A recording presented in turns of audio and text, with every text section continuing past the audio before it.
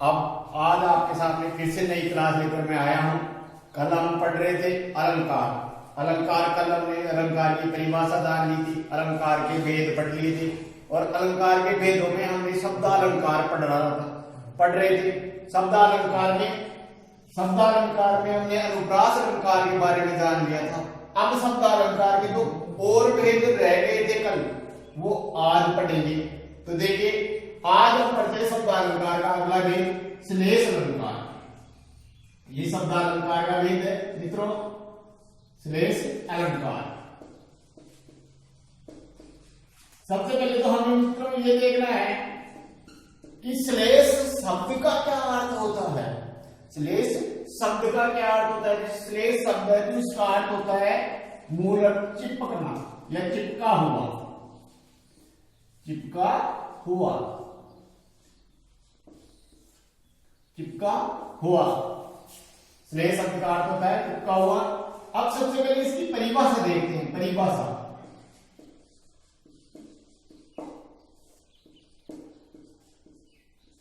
जब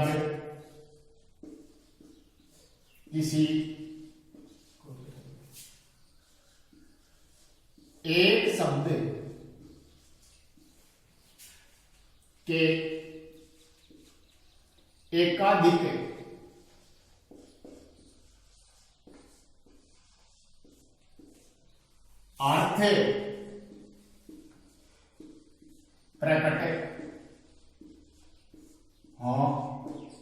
प्रकट हो तो उसे श्लेष अलंकार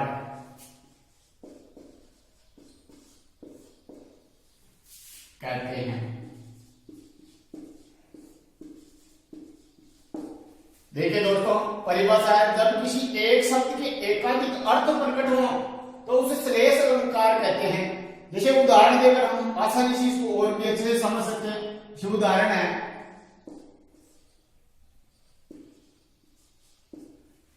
बलिहारी बलिहारी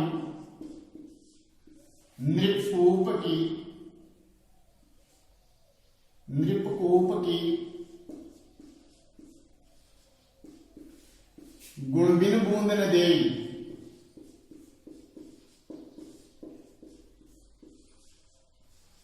बूंद न देई, ये काव्य पंक्ति है। बलिहारी नृपकूप की गुणबिन बूंद न देई।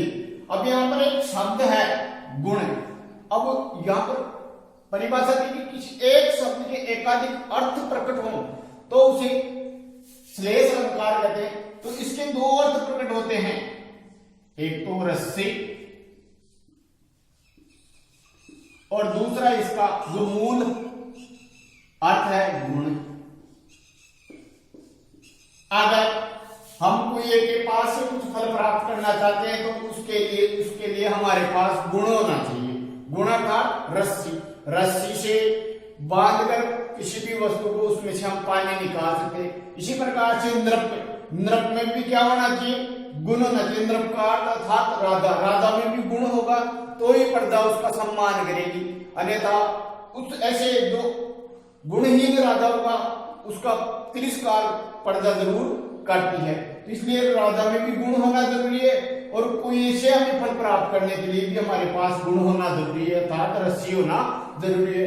तो एक शब्द के एकाधिक अर्थ प्रकट हो रहे थे, अर्थात यहां पर नोट, यहां गुण शब्द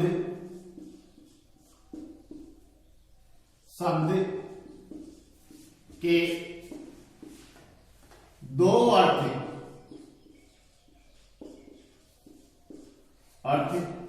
प्रकट होने से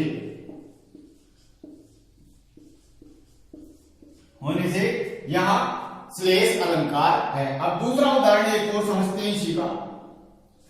दूसरा उदाहरण हम लेते हैं सूर सूर।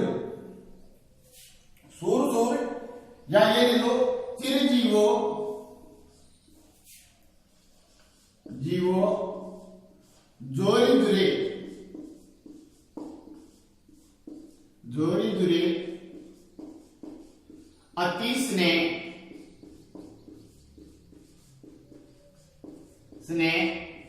गंभीर तीसरे गंभीर को घटी में वृषभानुजा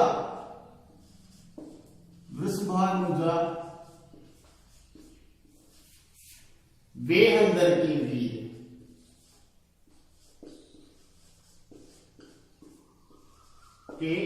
वीर मित्रों, हमारे पास पाई पंक्तियां हैं।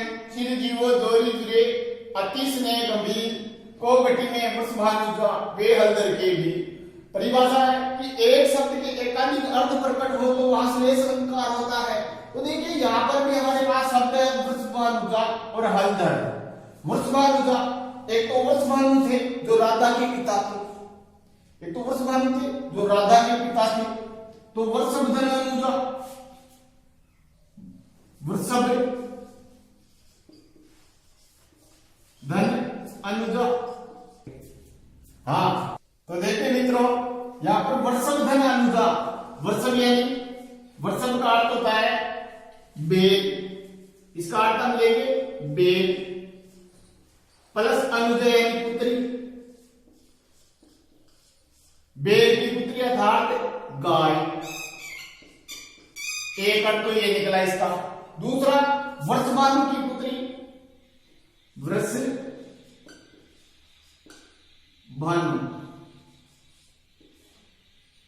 इसकी पुत्री थी पुत्री अर्थात राधा। इस प्रकार से वृषभानु शब्द के दो अर्थ निकल रहे हैं। वृषभधन अनुजा अर्थात बेल की पुत्री अर्थात गाय, और वृषभानु की पुत्री अर्थात राधा। तो अब हम आगे बढ़ते हैं हलधर की तरफ। तो देखिए हलधर है, हलधर एक तो होता है किसान और एक होता है हल को धारण करने वाला अर्थात बलराम। तो इस प्रकार से हम इसके हाँ दोस्तों, हम चल रहे थे, एक दूसरा शब्द था हलधर। अब हलधर में देखिए एक तो होता है हल को धारण करने वाला,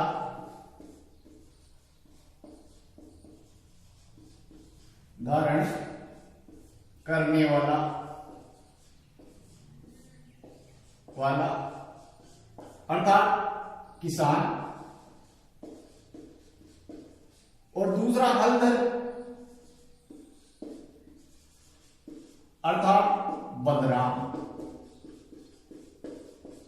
तो इस प्रकार से एक शब्द के दो अर्थ निकले तो वहां श्लेष अलंकार होता है। अब इसी का दूसरा प्रकार शब्द अलंकार का अगला प्रकार पढ़ते हैं यमक अलंकार। यमक अलंकार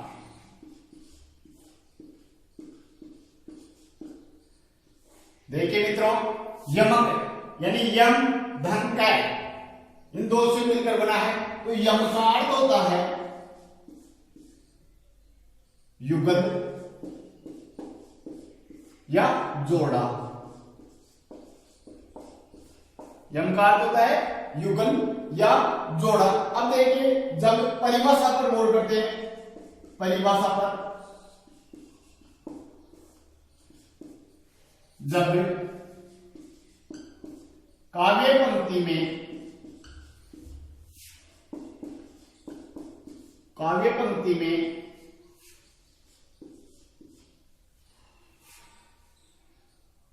कोई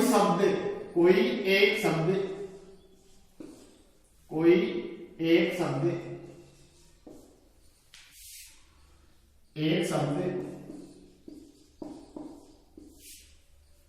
दो बार प्रयुक्त हो और दोनों बार बार उस शब्द के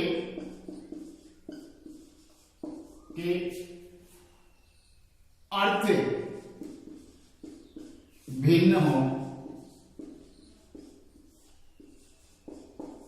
तो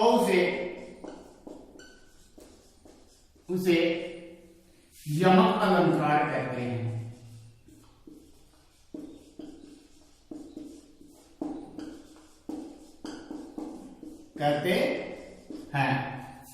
मित्रों परिभाषा है, जब काव्य पंक्ति में कोई एक शब्द दो बार प्रयुक्त हो और दोनों बार उसका अर्थ भिन्न हो तो उसे हम यमक अलंकार कहते हैं। जैसे उदाहरण लेते हैं, पहला उदाहरण से आसानी से हमारे और भी अच्छे से समझ में आएगा।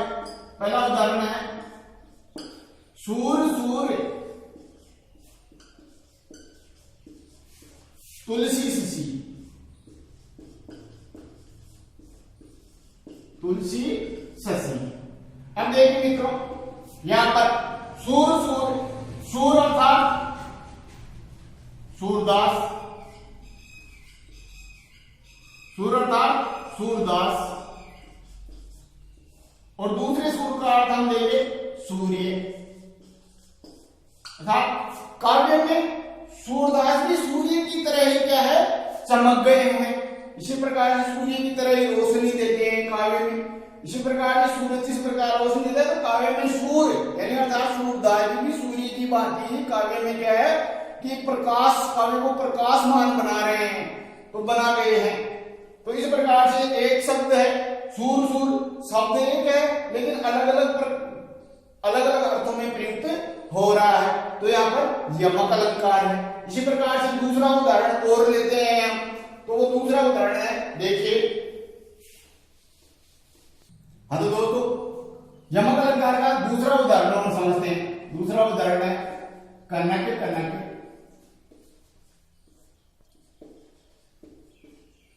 कनक कनक ते सोगुनी,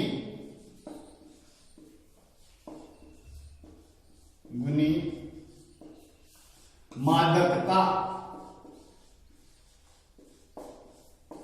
अधिकाय। देखिए दोस्तों, कनक कनक की सोगुनी। अब देखिए कनक शब्द दो बार प्रयुक्त हुआ है, परिभाषा की दो बार प्रयुक्त हो लेकिन भिन्न भिन्न अर्थों में आए। तो यहाँ पर पहले कनक का शब्द तो हम लेंगे स्वर्ण, दूसरे का हम ग्रहण करेंगे दथुरा, यानी स्वर्ण दत्तुरे से भी ज्यादा नशा सोने में, क्योंकि दत्तुरे से तो पागल हो जाता है व्यक्ति, लेकिन स्वर्ण का जिसे नशा हो जाता है तो उसका सर्वनाश हो जाता है। तो इस प्रकार से कनक शब्द दो बार प्रयुक्त हुआ, दोनों में भिन्न भिन्न, दोनों बार भिन्न भिन्न अर्थों में प्रयुक्त हुआ, तो यहाँ पर यमक अलंकार हुआ। अब शब्द अलंकार का अगला भेद पढ़ते हैं, तीसरा भेद पुनरुक्ति। आज का तीसरा भेद पुनरुक्ति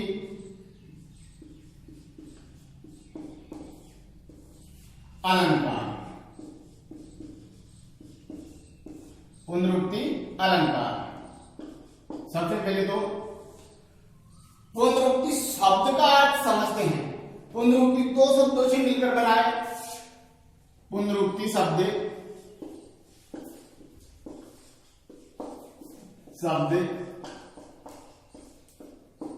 दो शब्दों से मिलकर बना है। जैसे पुनः, धन, उक्ति। पुनः का अर्थ हम लेंगे यहां पर दोबारा, और उक्ति का अर्थ लेंगे हम कथन, यानी वह अलंकार जिसमें एक कथन को दोबारा भी प्रकट किया जाए, दोबारा भी बोला जाए, तो वह अलंकार पुनरुक्ति अलंकार होता है। अब इसकी परिभाषा देखते हैं।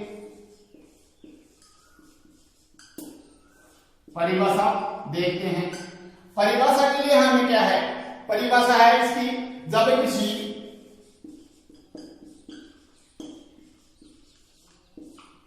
शब्द जब किसी शब्द की आवृत्ति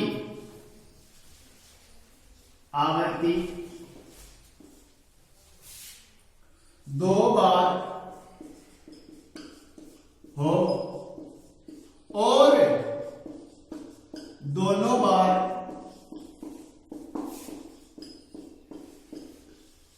अर्थ समान हो तो उसे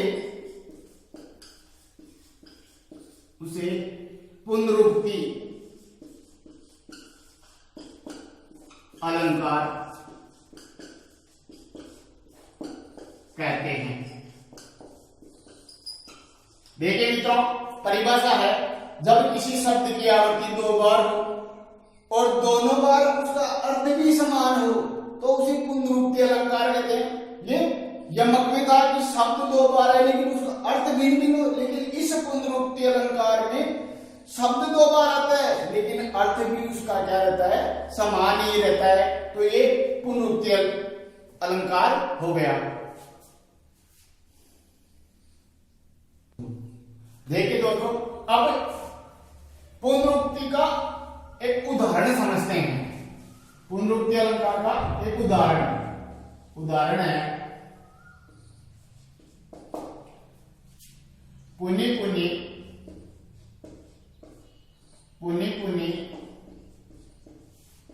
कहत है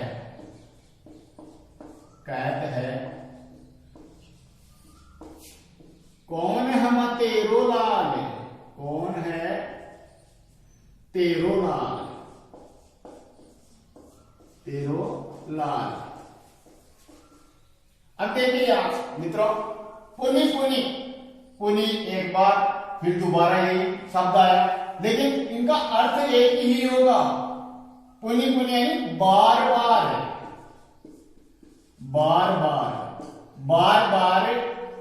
कहते हैं कि हे मां तुम्हारा जो लाल यानी पुत्र कौन है।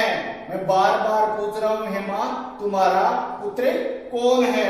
तो यहाँ पुनि शब्द 2 बार है लेकिन दोनों बार उसका अर्थ समान हुआ, इस कारण यहां पर पुनरुक्ति अलंकार है। इसी प्रकार से दूसरा उदाहरण लेते हैं, राम राम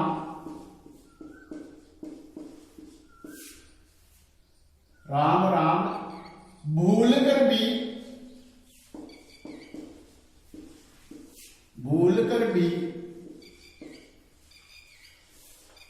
मित्र फिर न कहना बात, फिर न कहना यह बात। राम भूल कर भी मित्र फिर न कहना यह बात। अब देखिए यहां पर राम शब्द एक है लेकिन प्रयुक्त 2 बार हुआ है, लेकिन दोनों बार इसका अर्थ भी समान ही होगा, दोनों बार का अर्थ एक ही होगा। राम यानी भगवान राम की बात की जा रही है। यहां पर भगवान राम की बात की जा रही है यहां पर कि भगवान भूल कर भी है, भगवान भूल कर भी ये बात है मित्र दोबारा फिर से मत कहना। तो यहाँ पर राम शब्द 2 बार प्रयुक्त होने पर इसका अर्थ समान हुआ, इसलिए यहाँ पर पुनरुक्ति अलंकार है। तो अब बढ़ते हैं, अगला जो शब्द अलंकार है वह है वक्रोक्ति अलंकार। वक्रोक्ति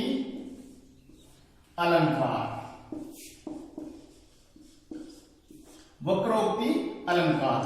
तो मित्रों, वक्रोक्ति अलंकार, वक्र धन उक्ति, वक्र धन, इस वक्रोक्ति शब्द का मूल अर्थ है वक्र धन उक्ति। वक्र धन उक्ति, वक्र धन उक्ति। तो वक्र का अर्थ यहां पर होता है टेढ़ा, टेढ़ा। और उक्ति का अर्थ होता है कथन, अर्थात टेढ़ा कथन, टेढ़ा कथन। आप पढ़ते हैं, इसकी परिभाषा पर गौर करते हैं, तो आइए अब इसकी परिभाषा देखते हैं।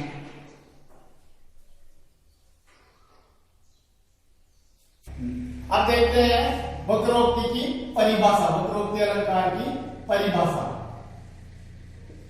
परिभाषा है जब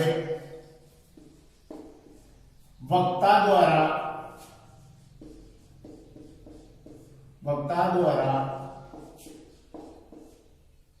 बोले गए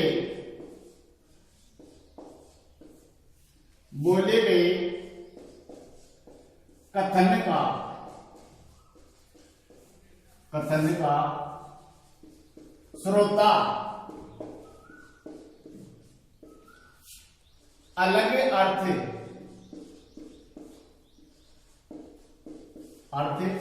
ग्रहण करे तो उसे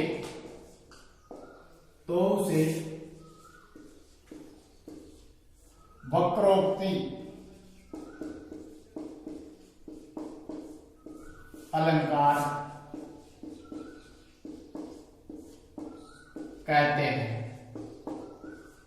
कहते हैं।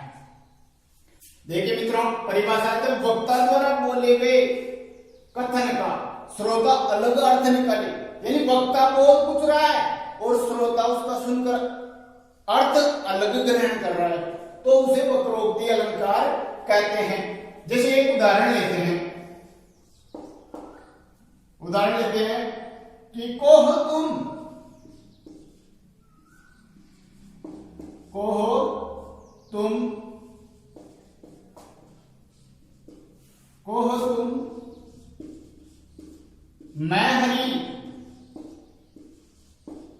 मैं हरी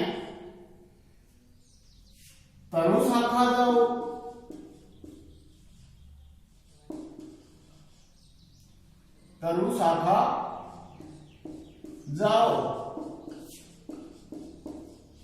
अब यहां देखिए मित्रों, कोह तुम, भगवान श्री कृष्ण राधा जी के द्वार पर गए और वहां पर दरवाजा खटखटाया, तो अंदर से राधा जी ने कहा कोह तुम, कौन हो तुम? तो भगवान श्री कृष्ण ने कहा मैं हरि। तो राधा जी ने श्री कृष्ण भगवान को दूसरा अर्थ, हरि का दूसरा अर्थ होता है वानर भी होता है, और एक हरि यानी भगवान। तो यहां पर भगवान, तो राधा जी ने यहां पर भगवान अर्थ ग्रहण नहीं करके क्या अर्थ ग्रहण किया? वानर। कि वानर हो तो तरु शाखा जाओ, कि यहां तुम्हारा क्या काम है, जाओ किसी पेड़ पर जाकर बैठो।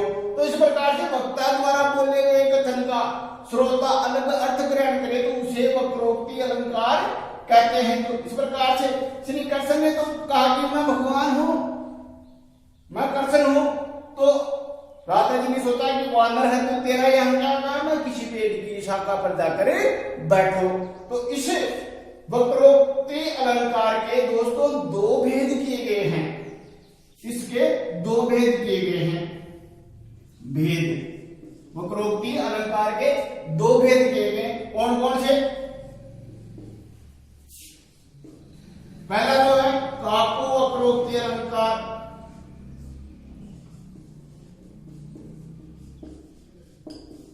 वक्रोक्ति अलंकार, और दूसरा है श्लेष वक्रोक्ति अलंकार। दोस्तों अब हम पढ़ते हैं काकु वक्रोक्ति अलंकार और श्लेष वक्रोक्ति अलंकार।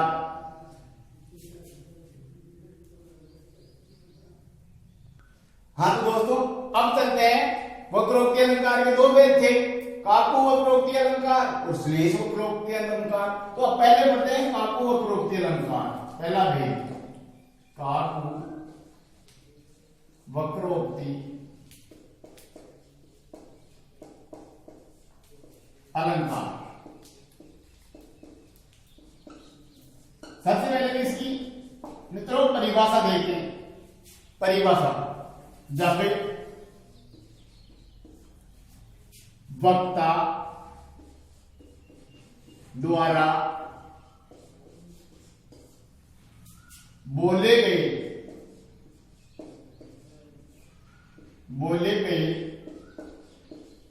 शब्दों का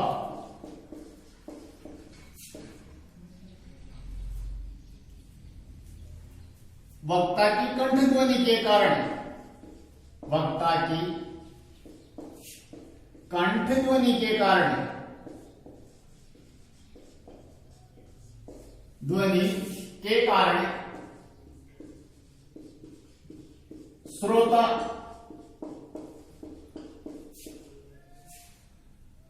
भिन्न अर्थ ग्रहण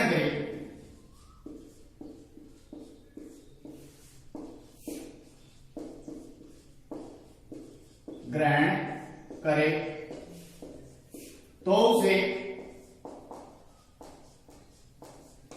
काकु वक्रोक्ति अलंकार कहते हैं।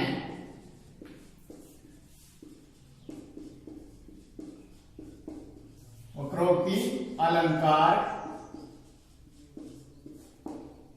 कहते हैं।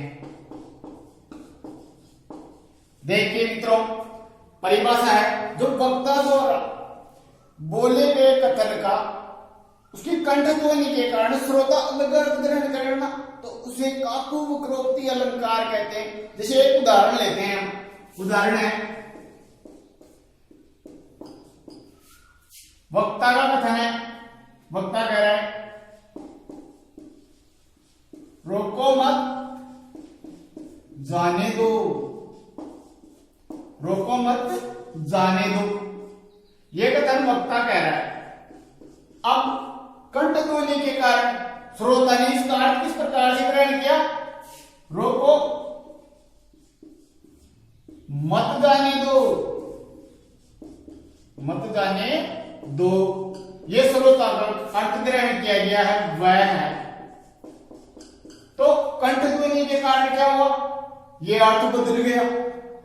वक्ता तो कह रहा है कि रोको मत जाने दो, लेकिन श्रोता ने अर्थ ग्रहण किया रोको मत जाने दो। इसी प्रकार से एक उदाहरण और लेते हैं। दूसरा, इधर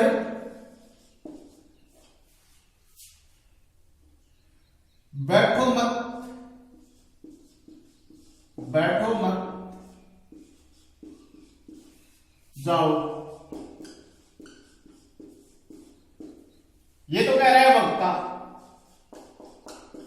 अब श्रोता ने क्या अर्थ ग्रहण किया कि इधर बैठो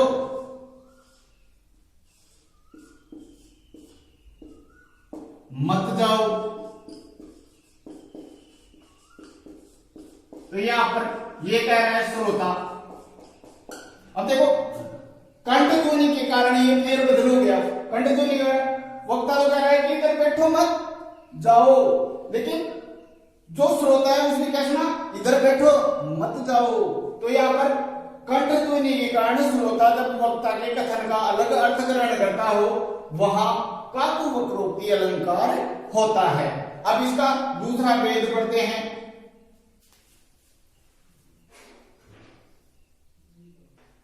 अब वक्रोक्ति अलंकार का दूसरा भेद, पहला तो हमने पढ़ा काकु वक्रोक्ति अलंकार, अब दूसरा भेद है श्लेष वक्रोक्ति अलंकार। दूसरा इसका भेद है श्लेष वक्रोक्ति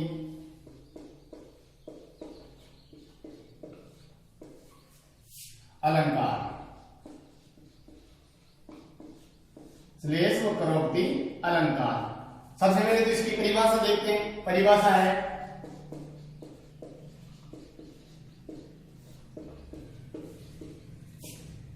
श्लेष की वजह से, जब श्लेष की वजह से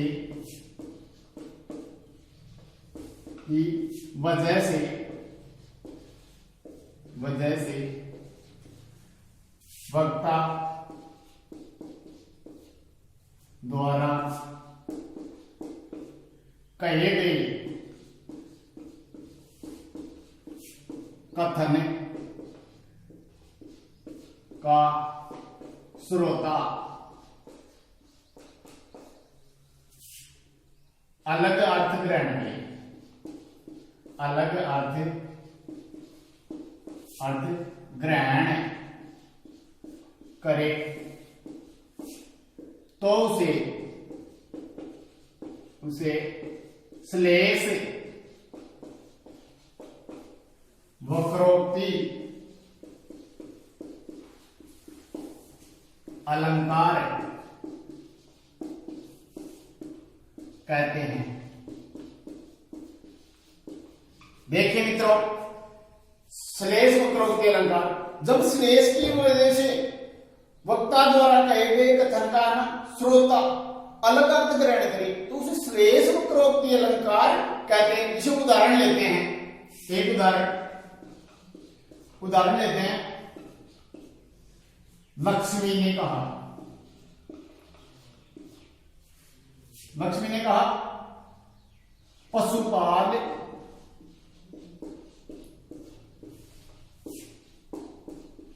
कहाँ है सदमी, पशुपाल कहाँ है सदनी। तो पार्वती जी ने कहा जमुना तटे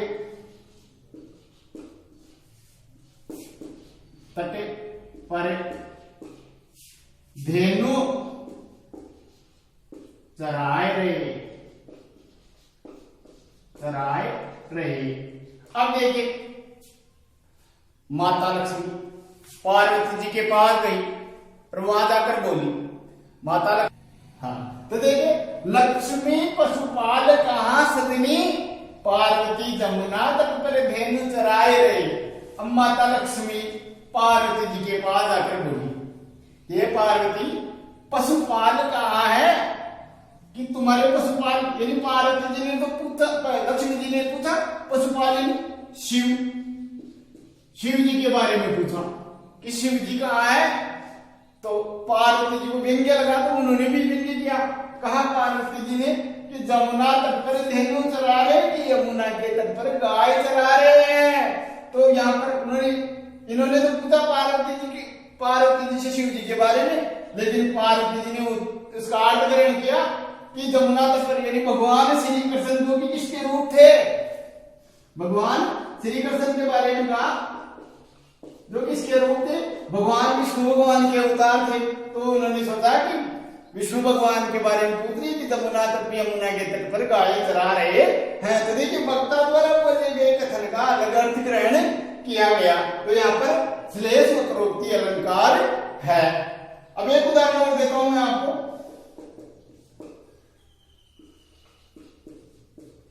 कोहो तुम इते कहाँ आए, कोहो तुम इते कहाँ आए, घनश्याम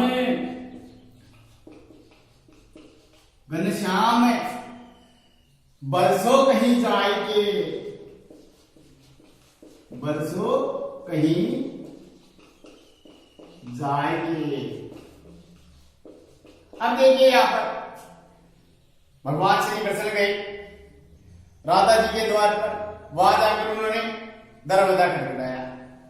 तो राधा जी ने अंदर से अपना कथन कहा कि कौन हो तुम, यहां कहां आए। तो बाहर से श्री कृष्ण ने आवाज दी घनश्याम हो। तो राधा जी ने उसका अलग अर्थ ग्रहण किया कि घनश्याम तो बादल भी होते हैं, तो यहाँ क्या लेने आए हो, कहीं जाकर बरसों। तो यहाँ पर वक्ता द्वारा बोले गए कथन का अलग अर्थ ग्रहण किया गया। तो यहाँ पर श्लेष वक्रोक्ति अलंकार है। तो घनश्याम का अर्थ यहाँ दो थे, एक तो बादल और एक श्री कृष्ण। इस प्रकार से वक्ता द्वारा बोले गए कथन का अलग अर्थ ग्रहण करने से श्लेष वक्रोक्ति अलंकार है। ये हमारे शब्दालंकार पूरे हुए। अब हमारा नेक्स्ट वीडियो आएगा तो अर्थ अलंकार से संबंधित होगा। तो हमारे इस वीडियो को लाइक, शेयर और सब्सक्राइब व बेल आइकन प्रेस दबाना न भूलें। धन्यवाद।